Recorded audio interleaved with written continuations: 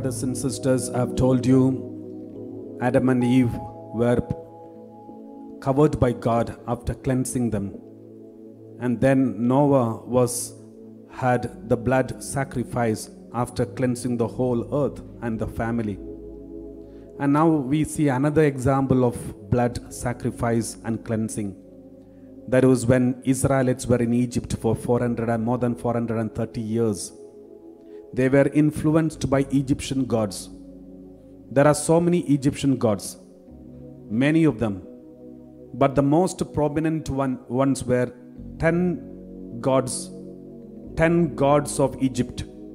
They were the most prominent gods of Egypt. And the Israelites who are living in Egypt, they were influenced by this Egyptian culture. Now God wants to save these Israelites from Egypt and bring them to the promised land and establish a new kingdom there. And it was not easy for God to pluck them from the culture of Egyptians and establish a new kingdom in promised land.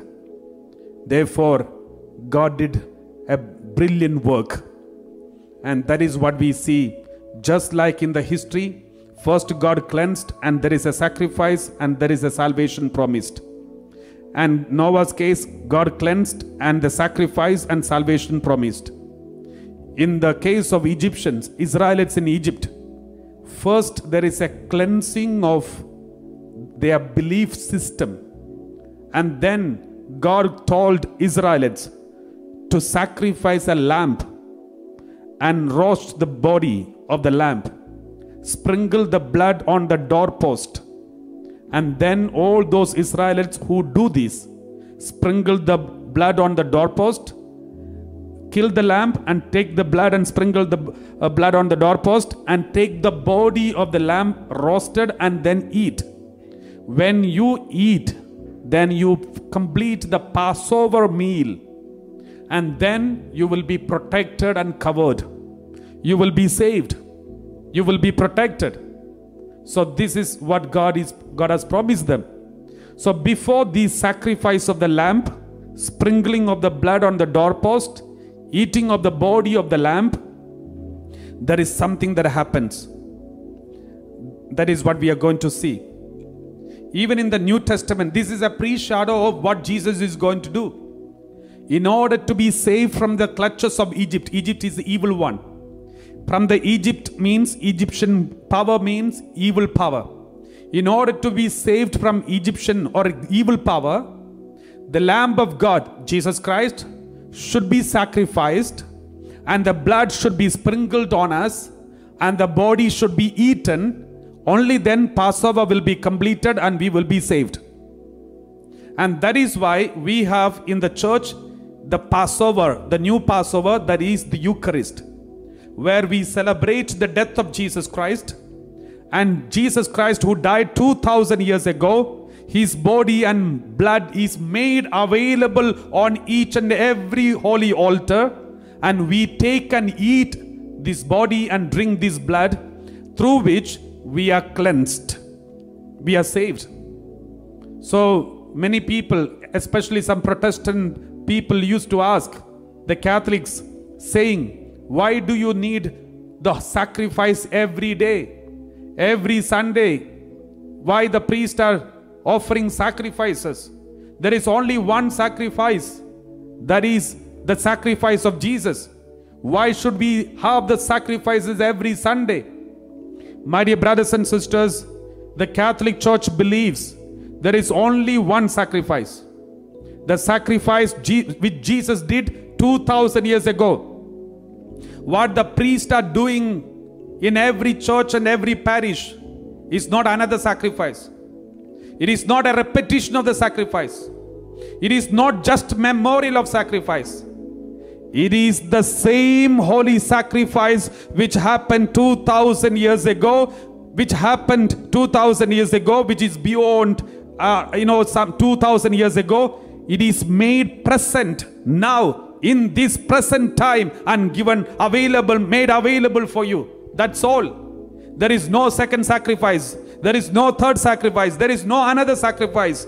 What is in heaven is brought down through the power of the priesthood and given to you. That's all. There is only one sacrifice. The Catholic Church believes only one Holy Eucharistic sacrifice that happened 2000 years ago. This is something that we need to remember. That is why in the Roman Missal, the Missal here, in the Roman Missal, there is a prayer when we offer the holy things on the altar. The priest prays, Lord, take these holy things. Send your angels and let the angels carry these holy things to the heavenly altar. From there, bring the body and blood of Christ for us. What does it mean? The priest is not magically making new body and new blood, but through the power of the priesthood, the body and blood which is shed 2000 years ago, which is available in heaven, is brought down to this altar and is given to you. That is what the Holy Eucharist is all about. Therefore, please do not be misled or misguided by any wrong teaching or anyone who speaks wrongly. There is only one sacrifice according to the Catholic belief, and this is what is happening in every church. Therefore, for the last 2000 years, we cannot say, one day I asked some people during the retreat, tell me how many Holy Eucharistic celebrations must have taken place for the last 2000 years. Then they started calculating. Okay, in Rome, so many Holy Masses. In India, so many Masses. And each day, so many Masses. And then they said, maybe some thousands of billions of Holy Masses. Holy sacrifices. Then I told them, according to the church, Catechism of the Catholic Church and also Bible, there is only one Holy Eucharistic celebration taken place for the last 2000 years. Only one sacrifice. Only one Holy Eucharist. When did it happen? Which Pope celebrated it? Which saint celebrated it? It happened 2000 years ago on Mount Calvary, in the upper room and the Mount Calvary. It was celebrated by Jesus Christ, the high priest. And that is the only Holy Eucharistic celebration taken place for the last 2000 years. Then what about the daily Holy Mass your parish priest is celebrating? And that is what I told you. This Holy Eucharistic celebration which celebrated by Jesus 2000 years ago, it is available in the supernatural realm, that is heaven. From there, in every Holy Mass, the priest who is serving at the altar, through his priestly power, priestly ministry, bring this holy body and blood of Christ from the heavenly altar to this earthly altar and bring it to you and give it to you. That is what is done in every Holy Mass. Please be aware of this and understand this and share with all your friends and family members, so that they should not be misguided by any wrong denominations who are telling you what the Catholic Church doesn't believe, saying that it is the belief of the Catholic Church.